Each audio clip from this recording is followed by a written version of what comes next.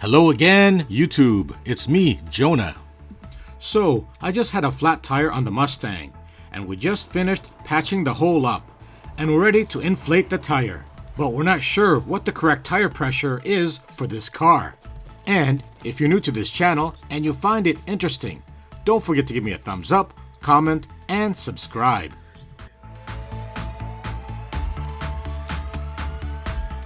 On the tire, it says it has a maximum of 51 psi per square inch, but that's the manufacturer of the tire, Goodyear. We want the manufacturer of the car, and that's Ford Motor. So let's open the door of the car and find out the information. So sometimes they'll be at the door jamb of the car right around here, or right over here. And here it is. And on my Chrysler Town & Country, it's also at the same spot.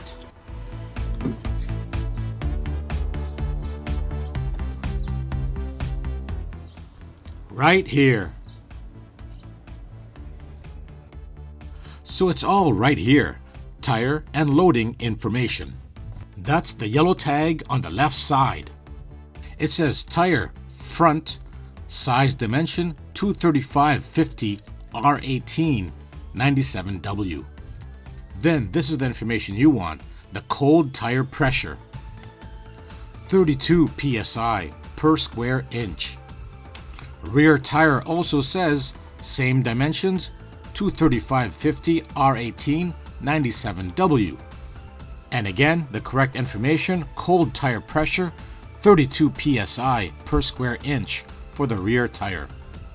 Therefore, the correct pressure is 32 psi for this vehicle.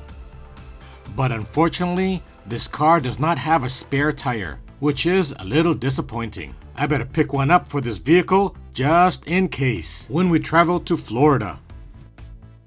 So how important is correct tire pressure? So let's take a look at the tire in this car. At the correct proper pressure of 32, you'll get an even wear of the tire, and the tire will last longer and ride better. And if the tire is over pressure, the center will wear out on the tire faster, and you'll feel a rougher, harder, or bumpier ride. But it may save you some gas, since less surface area is contacting on the road, therefore less consumption on the gas. And if the tire is under pressure, the edge or shoulder of the tire will wear out faster. You may get a little bit of a less bumpier ride, but you'll also consume more gas because of greater surface area contact. So now we're ready to pump the tire at 32 psi. To tell you the truth, I like to go just a little bit above at 35 psi, saves me a little bit of gas. And since it's only 2 or 3 psi over, I don't really see the center wearing out, or it's very minimal. But watch out, sometimes when you bring your car to the garage, they'll inflate it over pressure, like up to 40 psi, and that's happened to me before. Don't forget to bring it back down to close to 32 psi.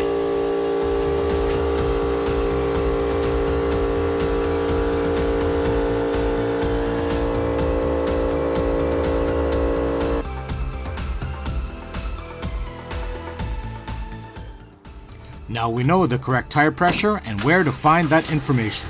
Now it's time to go for a drive. So if you liked this video and found it helpful, don't forget to give me a thumbs up, comment, and subscribe. Also hit the notification bell so you always get my latest video. Thanks for watching.